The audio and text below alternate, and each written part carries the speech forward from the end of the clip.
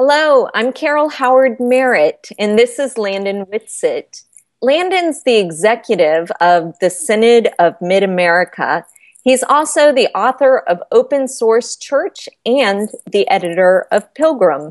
And most of you already likely know Carol as the author of both Tribal Church and Reframing Hope, two books that I recommend to everybody. She's a sought-after speaker and thinker in matters of how the church can faithfully respond to the various cultural movements that are taking place, particularly in North America. Carol, you've spent the last couple of years chairing the General Assembly's Special Committee on the Nature of the Church in the 21st Century. Firstly, how did you figure out how to say that name without tripping all over yourself? But given that experience, what do you think the church needs to come to terms with as we move forward into this next phase of church life? Well, there's no doubt about it. This is both a very challenging and exciting time to be a church leader. We have a time in our congregations where there is a generation that's passing away, and we can't look that over in our congregations, in our denomination, in our church at large.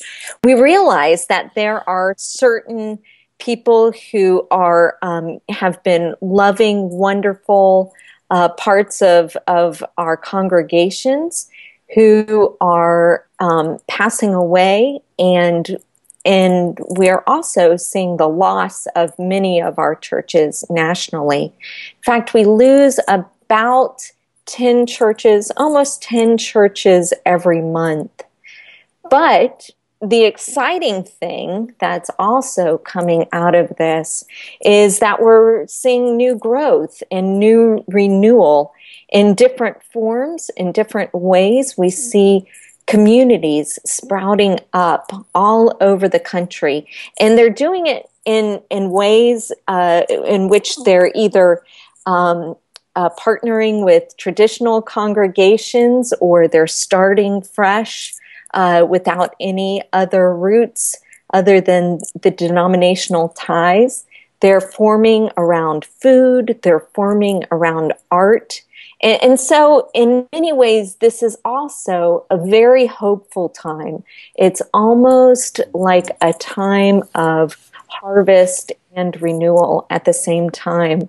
So what about you as your position as a synod exec? What do you see that's hopeful? Yeah, I mean, working with the structures of the church, I get to see a lot of things firsthand of what a lot of people are doing. Primarily, one of the most exciting things in our neck of the woods, in the presbyteries that I serve in Kansas and Missouri. They have recently decided to put their money where their mouth is in regards to trying to help the new church, whatever the next church is, come to fruition. And they've taken $600,000 that we've got. It was sitting in a fund to build a building of all things, and they decided to take it and convert it into what they called the Innovation Fund. And what they want to do is they want to help the presbyteries that we serve to start new churches, particularly to support ruling and teaching elders who want to be the leaders of these new communities. And they're trying to go as far as even including Board of Pensions coverage for these folks. So they're really taking seriously the fact that there are a lot of creative people. There are a lot of creative people in our church, in the church at large, but in the Presbyterian Church specifically, a lot of creative people, and we need to start incubating a lot of that energy. Getting to travel around just like you and I both get to hear many stories about presbyteries and churches who are no longer having their heads in the sand, but are really trying to push forward. The thing that I think is most hopeful is people are willing to take risks. I see a lot of risk taking right now. I see a lot of people willing to fail, and that's not what I saw a dozen or so years ago when I joined the Presbyterian Church. Risk taking and willingness to fail was not the order of the day, but it very much is now.